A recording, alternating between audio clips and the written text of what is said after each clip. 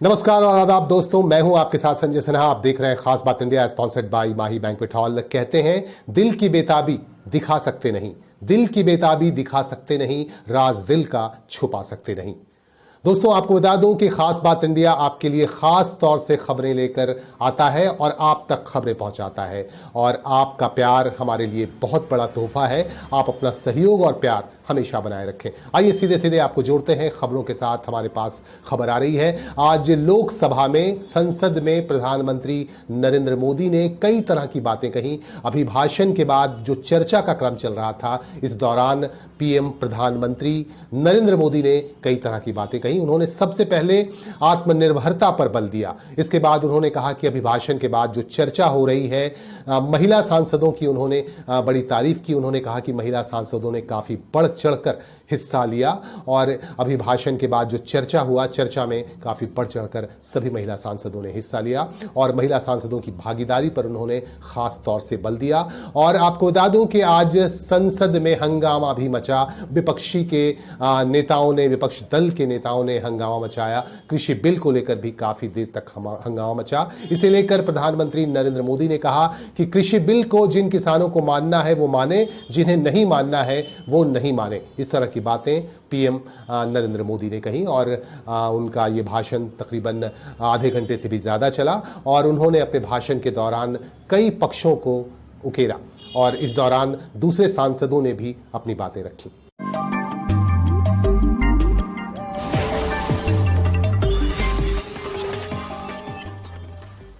पश्चिम बंगाल में विधानसभा चुनाव होना है। मार्च अप्रैल में चुनाव होने की संभावना नजर आ रही है। इसी के बीच विभिन्न दलों की तरफ से लगातार जनसभाएं की जा रही हैं। एक तरफ भारतीय जनता पार्टी की तरफ से लगातार जनसभाएं की जा रही हैं। राष्ट्रीय स्तर के नेता बंगाल पहुंच रहे हैं लगातार। आपको बता दूं कि अभी अभी जेपी नड्डा, जो भारतीय जनता पार्टी के राष्ट्रीय अध्यक्ष हैं, उनकी जनसभाएं हुई और इसके बाद अब अमित शाह भी बंगाल दौरे पर आने वाले हैं। इसी के बीच आज प्रदेश के मुख्यमंत्री और तृणमूल कांग्रेस की सुप्रीमो ममता बनर्जी ने मालदा में एक जनसभा को संबोधित किया। मालदा में आयोजित जनसभा को संबोधित करते हुए ममता बनर्जी ने सीधे सीधे निशाना साधा भारतीय जनता पार्टी पर और केंद्र सरकार पर। उन्होंने कहा कि हम जीत हासिल करेंगे इस चुनाव में और देश को भी देखेंगे। इस तरह की बातें ममता बनर्जी ने कही। उन्होंने कहा कि इस बार बुरी तरह से हारेगी भारतीय जनता पार्टी पश्चिम बंगाल में, क्योंकि तृणमूल कांग्रेस जनता से सीधे सीधे जुड़ी हुई है और जनता के उत्थान की बातें करती हैं। और उन्होंने एक बात और कही ममता बनर्जी ने, आप देख सकते हैं दृश्यों में कि ममता बनर्जी ने जनसभा को संबोधित किया और इस दौरान ममता बनर्जी ने साफ साफ कहा अपने लोगों से, यहां की जनता से, मालदा की जनता से, कि आप पैसे भारतीय जनता पार्टी से लो लेकिन वोट तृणमूल कांग्रेस को दो। इस तरह की बातें उन्होंने कही। आपको बता दूं कि भारतीय जनता पार्टी की तरफ से लगातार यहां अभियान चलाए जा रहे हैं विधानसभा चुनाव को लेकर। वहीं दूसरी तरफ ममता बनर्जी भी काफी सक्रिय दिख रही हैं। एक दिन में दो जनसभाएं संबोधित कर रही हैं ममता बनर्जी। মা মেয়েতে দাঙ্গা লাগাচ্ছে। আগের বছর আমরা দেখেছিলাম একটা ভিডিও দেখাচ্ছে বাংলায় নাকি কে কাট একটা মেয়ের শাড়ি ধরে টানছে। এসব বাংলায় হয় না, এটা বাংলা সংস্কৃতি নয়। পরে জানা গেল ওটা একটা ফেক ভিডিও, ওটা একটা হিন্দি ছবি। হিন্দি ছবি, মৈথিলি ভাষার একটা ছবি নিয়ে এসে বাংলা বলে চালিয়েছে। কয়েকদিন আগে আমি একটা জায়গায় গেছি, আমাকে একজন একটা ভিডিও দেখিয়েছে একজন সাংবাদিক।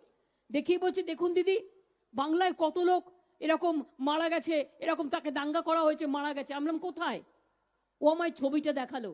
আমি ছবিটা দেখে বললাম, আরে দূর বাবা, এ দেখতে পাচ্ছ না বাংলাদেশের ফ্ল্যাগ দেখা যাচ্ছে? হয়েছে বাংলাদেশে, দেখাচ্ছে বাংলায়। সব মিথ্যে কথা, একটাও বিশ্বাস করবেন না।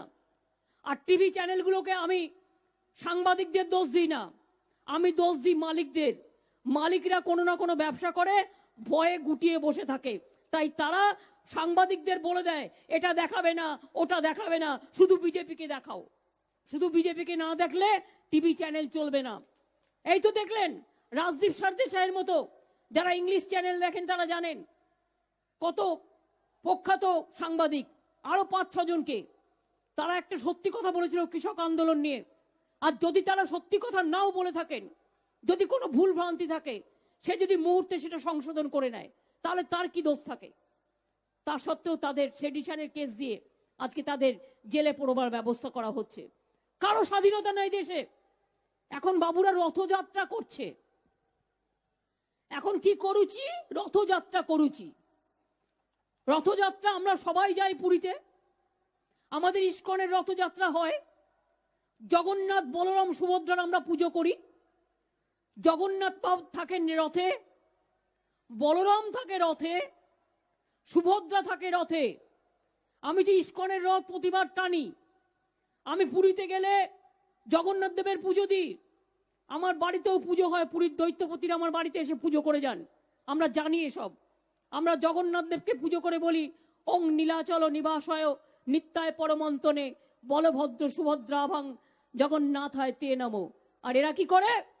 বিজেপির নেতারা এখন জগন্নাথ সেজেছে, বলরাম সেজেছে, সুভদ্রা সেজেছেন, ওনারা এখন রথে চড়ু চড়ু ঘুরে বেড়াচ্ছেন। রথে চড়ু চড়ু, রথে চড়ছে কারা? বিজেপির নেতারা। নিজেই নিজেকে বলে দিচ্ছে আমি জগন্নাথ, নিজেই নিজেকে বলে দিচ্ছে আমি বলরাম, নিজেই নিজেকে বলে দিচ্ছে আমি সুভদ্রা, নিজেরাই নিজেকে বলে দিচ্ছে আমি শ্রীকৃষ্ণ, নিজেরাই নিজেকে বলে দিচ্ছে আমি অর্জুন। নিজেরা নিজেদের একবার বলবেন রাবণ সীতা হরণ করেছিল রথে চড়ে, সেই রথটাও কি আপনারা চালাচ্ছেন? 16 इंच के सीने में धड़कने वाला दिल बहुत छोटा है, ये कहा प्रियंका गांधी ने। कांग्रेस की तरफ से प्रियंका गांधी ने आज यूपी के सहारनपुर में किसानों द्वारा आयोजित महापंचायत में हिस्सा ले रही थी और इस महापंचायत के कार्यक्रम के दौरान प्रियंका गांधी ने यहां के लोगों को संबोधित किया, किसानों को संबोधित किया और किसानों का पक्ष लेते हुए प्रियंका गांधी ने कहा कि किसानों की बात जो है हक की बात है, किसानों को उसका हक मिलना चाहिए, लेकिन किसानों को उनका हक नहीं दिया जा रहा है। केंद्र सरकार पर उन्होंने सीधे सीधे कई तरह के संगीन आरोप लगाए और निशाना साधा प्रियंका गांधी वाड्रा ने।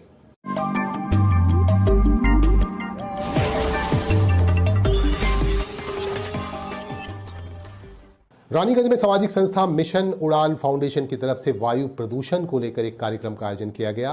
यहां बच्चों से ड्राइंग करवाए गए और वायु प्रदूषण को लेकर उनसे ड्राइंग करवाए गए और लोगों में जागरूकता भरने की कोशिश भी की गई। लोगों को यह बताया गया कि वायु प्रदूषण से मुकाबला हम तभी कर पाएंगे जब हम जागरूक रहेंगे। और इस संदर्भ में हमारे संवाददाता ने संस्था के सचिव सुप्रियो दास से बातचीत की।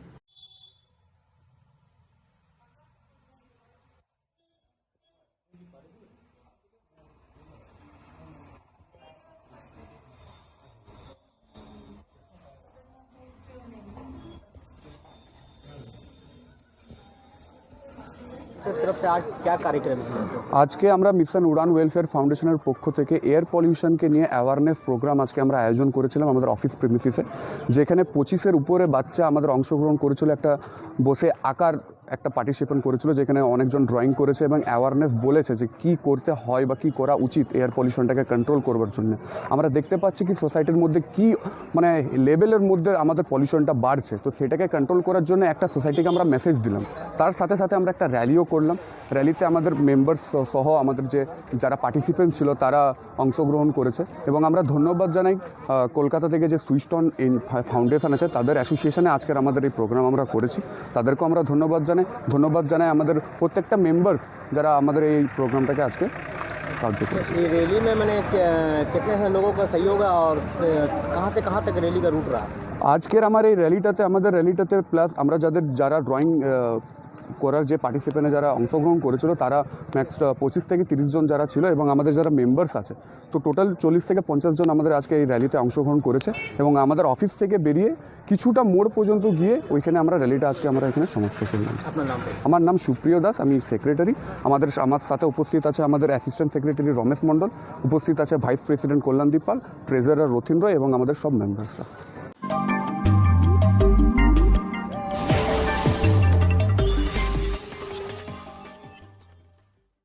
पश्चिम बंगाल में एक तरफ जहां अवैध कोयले के कारोबार पर बंदिश लग रही है, सीबीआई की टीम लगातार नजर रखी हुई है, वहीं दूसरी तरफ अवैध कोयले का कारोबार अभी भी चल रहा है डंके की चोट पर। और खास बात इंडिया के कैमरे ने इस पर नजर रखी हुई है। इसी के क्रम में आप देख सकते हैं इन दृश्यों में, स्क्रीन पर सीधे सीधे हम आपको दिखा रहे हैं कि किस तरह से कुल्टी क्षेत्र में अवैध कोयले का कारोबार अभी भी चल रहा है। साइकिलों में भरकर कोयले ले जाए जा रहे हैं और खदानों से अवैध तरीके से कोयला निकाला जा रहा है। बीसीसीएल और इसी BCL के खदानों से कोयला निकाला जा रहा है और इन कोयलों को गंतव्य तक पहुंचाने का काम भी काफी जोर शोर से चल रहा है। इस काम में अभी भी काफी संख्या में लोग लगे हुए हैं। आपको बता दूं कि कुल्टी पुलिस की तरफ से भी इस पर कड़ा एक्शन लिया गया था और कुल्टी थाने के प्रभारी असीम मजूमदार ने अपने यहां पदभार ग्रहण करने के साथ ही इस पर बंदिश लगाई और 150 टन अवैध कोयले को जब्त किया। इसके बाद एक बार फिर से खास बात इंडिया के कैमरे ने देखा कि यहां किस तरह से अवैध कोयले का कारोबार चल रहा है और खास बात इंडिया के कैमरे के जरिए आप सीधे स्क्रीन पर देख सकते हैं कि किस तरह से अभी भी यहां अवैध कोयले का कारोबार चल रहा है। इस संदर्भ में हमारे संवाददाता ने एक स्थानीय युवक से बात की, स्थानीय व्यक्ति से बात की और उनसे यह जानने की कोशिश की कि यहां किस हद तक अवैध कोयले का कारोबार अभी भी चल रहा है। समस्त মানুষই দেখতে পাচ্ছে এই কুলটি থানার অন্তর্গত বড়িয়ার কাছে যে কবরস্থান আছে ওখানে আপনারাও দেখতে পাবেন সকাল সন্ধ্যে বিকেল মেলার মতো সাইকেল চলছে এবং সবগুলো ইলিগাল ব্যবসা চলছে, বেআইনিভাবে খাদানো কাটা হচ্ছে ওখানে। তো কুলটি আইসি যিনি নতুন এসছেন আশা করব তিনি এগুলো বন্ধ করার চেষ্টা করবেন এবং আরও যারা প্রশাসনিক উচ্চ পদস্থ কর্তারা আছে তারাও এদিকে একটু নজর দেবেন যেমন ইলিগাল এই কয়লাটা এইভাবে চলছে রমরমিয়ে প্রকাশ্যে, এটা যেন বন্ধ হয়। হতে পারে তিনি জানেন না ভালোভাবে খবর, কিন্তু মিডিয়ার মাধ্যমে হোক যে কোনো মাধ্যমে তাকে খবরটা পৌঁছে দেওয়া উচিত। আশা করি তিনি ব্যবস্থা নেবেন আর অন্য কোনো চাপটাপের কাছে যেন নথি স্বীকার না করেন। পুলিশের ডিউটি ইলিগাল কয়লাটা বন্ধ করা, বেআইনিভাবে যেভাবে প্রকাশ্যে চলছে যেন তারা বন্ধ করে, এটাই অনুরোধ সবার কাছে। এটা খারাপ জিনিস, পরিবেশের পক্ষেও খারাপ, তাছাড়া কয়লা চুরি রাষ্ট্রীয় সম্পদ এইভাবে কাটা হচ্ছে, কয়লা চুরি হচ্ছে, এটাও খারাপ। প্লাস যারা ওখানে গরিব মানুষ কয়লা কাটতে যায় সেখানে প্রায় দেখা যায় ওখানে চাপা পড়ে মারা যাচ্ছে, তাদের কোনো নিরাপত্তাও নাই আর ওরা যে মারা যায় তার বিনিময়ে কিছু ওরা পায়ও না, কারণ তো সরকারি ব্যাপার নয়, ইলিগালভাবে পেটের দায়ে কয়লা চলছে বলে চুরি করতে বাধ্য হচ্ছে। তো পুলিশ এগুলো যদি বন্ধ করে প্রশাসন থেকে তাহলে ওই গরিব মানুষের প্রাণগুলোও বাঁচবে, প্লাস প্রকাশ্যে যে অসামাজিক কাজগুলো চলছে সেগুলোও রাস্তা না যাবে। আপনার নাম আর পরিচয়? আমার নাম মনোজ মুখার্জি, আমি চলবস্পুর গ্রামের বাসিন্দা। बंगाल में विधानसभा चुनाव को देखते हुए वाम मोर्चे की भी सक्रियता काफी बढ़ गई है। कांग्रेस और वाम मोर्चे की तरफ से लगातार प्रदर्शन किए जा रहे हैं, जनसभाएं आयोजित की जा रही हैं। इसी के क्रम में आज रानीगंज में एक रैली निकाली गई और विरोध प्रदर्शन किया गया, जिसकी अगुवाई यहां के विधायक रूनो दत्ता कर रहे थे, जो वरिष्ठ माकपा नेता भी हैं। उनकी अगुवाई में यहां प्रदर्शन किया गया। आपको बता दूं कि गणतांत्रिक महिला परिषद की तरफ से आज यह प्रदर्शन किया गया। आपको बता दूं कि गणतांत्रिक महिला प्रदर्शन की तरफ से कोलकाता में एक रैली निकाली गई थी। आम चीजों के दाम बढ़ रहे हैं, राशन की कीमतें लगातार बढ़ती जा रही हैं, इसके खिलाफ एक रैली निकाली गई थी। रैली के दौरान पुलिस द्वारा डंडे बरसाए गए थे वाम मोर्चे के कार्यकर्ताओं पर, कांग्रेस के कार्यकर्ताओं पर, और इसी के खिलाफ आज रानीगंज में एक विरोध प्रदर्शन किया गया, जिसकी अगुवाई रूनो दत्ता कर रहे थे। उनके साथ उनके सहयोगी नेतागण भी मौजूद थे इस दौरान। পশ্চিম বাংলায় এরকম বিক্ষোভ মিছিল সভা হচ্ছে। আপনারা জানেন যে গতকাল মহিলা সমিতি আমাদের এবং তার সঙ্গে বামপন্থী যত মহিলা সংগঠন আছে এবং কংগ্রেসের মহিলা সংগঠন মিলিতভাবে তারা হচ্ছে যে কর্পোরেশনের কাছে জমায়েত করেছিল, অবস্থান করেছিল এবং আইন অমান্য করত। দাবি হচ্ছে সবাইকে রেশন কার্ড দিতে হবে, দাবি হচ্ছে সবাইকে বিনামূল্যে রেশন দিতে হবে, তার জন্য ডিজিটাল কার্ড দেওয়ার জন্য যা যা ব্যবস্থা করা দীর্ঘদিন থেকে আমাদের দাবি আছে, কিন্তু তারা কোনো করছে না। নারী নির্যাতনের বিষয় পশ্চিমবাংলায় আমরা তুলনামূলকভাবে সমস্ত নারী নির্যাতনের ঘটনাগুলো লিপিবদ্ধ করে জানিয়েছি।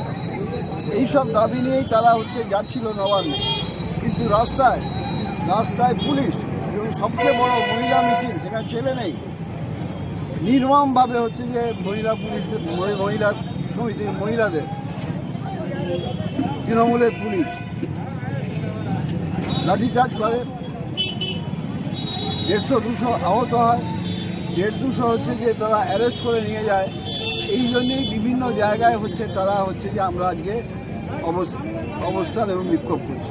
আমরা ব্যাপারে আরও জানি না, আগামীকাল বিআরএফের বামপন্থী সংগঠন তার সঙ্গে কংগ্রেসের সংগঠন তারা আন্দোলন করবে, নবান্নে মুখ্যমন্ত্রীর সঙ্গে দেখা করার চেষ্টা করবে। যদি কালকে এই ধরনের ঘটনা বারবার ঘটে, ঠিকই তো তুমি অনুমতি দিবে, যারা সাম্প্রদায়িক দল যারা সম্প্রীতি নষ্ট করছে তাদের তুমি অনুমতি দিচ্ছ, আর যারা হচ্ছে সম্প্রীতি রাখতে চায়, আইন শৃঙ্খলা রাখতে চায়, যারা রাজ্যকে শান্তিতে বসবাস করতে চায়, তারা যখন কোনো দাবি নিয়ে যাচ্ছে তাদের উপর পুলিশ রেলি দেওয়া হচ্ছে। এর বিরুদ্ধে যদি 11 তারিখ কিছু ঘটে, 12 তারিখ আমরা হচ্ছে তুলকামল করবো গোটা পশ্চিমবঙ্গ। कुल्टी विधानसभा क्षेत्र के नियामतपुर स्थित लच्छीपुर इलाके में आज से बाउंड्री वाल के निर्माण का काम शुरू हुआ। आपको बता दूं कि आज बाजाबता शिलान्यास किया गया। आधारशिला रखे जाने के बाद बाउंड्री के निर्माण का काम आज से शुरू हुआ और जिसका शुभारंभ कुल्टी के विधायक उज्जवल चैटर्जी ने किया और उनके साथ थे आसनसोल म्युनिसिपल कॉर्पोरेशन के प्रशासनिक बोर्ड के सदस्य मीर हाशिम और इन दोनों नेताओं की मौजूदगी में यहां आधारशिला रखी गई और आज से बाउंड्री वाल का काम शुरू हो गया। हमारे संवाददाता वसीम खान ने भेजी एक खास रिपोर्ट और इस रिपोर्ट में आप देख सकते हैं कि किस तरह से यहां बाउंड्री वॉल की आधारशिला रखी गई और स्थानीय नेताओं की मौजूदगी में, विधायक उज्जवल चैटर्जी की मौजूदगी में यहां इसके निर्माण का काम आज से शुरू हो गया। देखिए, ये 59 नंबर पासवान पाड़ा है और ये चरखा शिव मंदिर है। बहुत ही पुराना मंदिर है। 1940 में इसका स्थापना हुआ था और आज़ादी से पहले का मंदिर है, लेकिन उसके बाद आज तक का यहाँ पे कोई काम नहीं हुआ। ये जो काम आप देख रहे हैं, यहाँ के लोगों का लोकल ताउन है, लोगों का अपना चंदा के जरिए से बाउंड्री वगैरह, मंदिर वगैरह बनाए हैं। लेकिन 2015 के बाद यहाँ के लोगों ने एक बात रखी थी कि आप जब जीत कर आइएगा तो इसका बाउंड्री वॉल करवा दीजिएगा। तो ऑलरेडी बाउंड्री वॉल सैंक्शन भी हो गया और आज उसका हम लोग शिलान्यास भी कर दी है, जिसमें हमारे विधायक जनाब उज्जवल चैटर्जी साहब आया और उन्होंने अपने हाथों से मंदिर का बाउंड्री वॉल के लिए बुनियाद रखी। बाउंड्री वॉल का फंड कितना है? ये बाउंड्री वॉल का 10 लाख रुपया फंड है। चारों तरफ बाउंड्री वॉल होगा और सामने गेट होगा। ये कवर हो जाएगा, खुला हुआ है, कुत्ता वगैरह बहुत कुछ आता है, जानवर, ये सेफ्टी हो जाएगा। और यहाँ के लोगों की डिमांड थी और इस डिमांड को पूरा करने के लिए हमारे विधायक साहब का सहयोग था। आसनसोल म्युनिसिपल कॉर्पोरेशन के chairperson Amarnath Chatterjee, Asansol municipal corporation के कमिश्नर निमनीत सिंघानिया जी और ममता बनर्जी का अनुप्रेरणा से ये काम। विश्व मानवाधिकार संगठन के पश्चिम बर्धमान जिले के प्रभारी काजी हसीकुल हक की तरफ से आला स्तर के स्वास्थ्य अधिकारियों को लगातार सम्मानित किया जा रहा है कोरोना योद्धा के तौर पर। इसी क्रम में जामुड़िया, बहादुरपुर और आसपास के इलाकों के स्वास्थ्य अधिकारियों को सम्मानित किया गया और इस मौके पर हसीकुल हक ने ये कहा कि इन लोगों ने जिस तरह से काम किया है कोरोना महामारी के दौरान, स्वास्थ्य अधिकारियों ने, स्वास्थ्य कर्मियों ने जिस तरह से काम किया है, उसकी जितनी भी प्रशंसा की जाए वो कम है। यही वजह है कि संस्था की तरफ से इन अधिकारियों को लगातार सम्मानित किया जा रहा है। आप इन दृश्यों में देख सकते हैं कि विश्व मानवाधिकार परिषद की तरफ से इन स्वास्थ्य अधिकारियों को सम्मानित किया गया। देखिए, আপনাকে যে সম্মানিত করা হলো তার জন্য আপনি কি মেসেজ দিচ্ছেন? মেসেজ দিচ্ছি কি আপনাদের গোটা টিমকে ধন্যবাদ। হ্যাঁ, আপনারা বুঝলেন কি আমরা কি কাজ করলাম আর আপনাদেরকে সবাইকে আমি তহবিল থেকে ধন্যবাদ বলছি। Thank you. আপনারা পরিণত খুব জয়ী করেছেন, থ্যাংক ইউ। করোনা যোদ্ধা বলা চলে না, থ্যাংক ইউ। মানে প্রথম সারির যোদ্ধা স্যার আপনারাই। Thank you, thank you. আপনারা না হলে এত ধরুন এই যে করোনা, আজকে যে করোনা যে এখন শূন্য পর্যায়ে, একমাত্র আপনাদের জন্যই সম্ভব করা হলো মানুষের।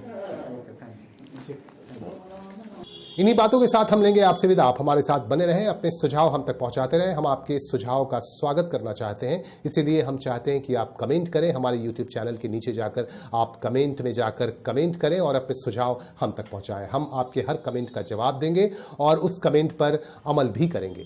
नमस्कार।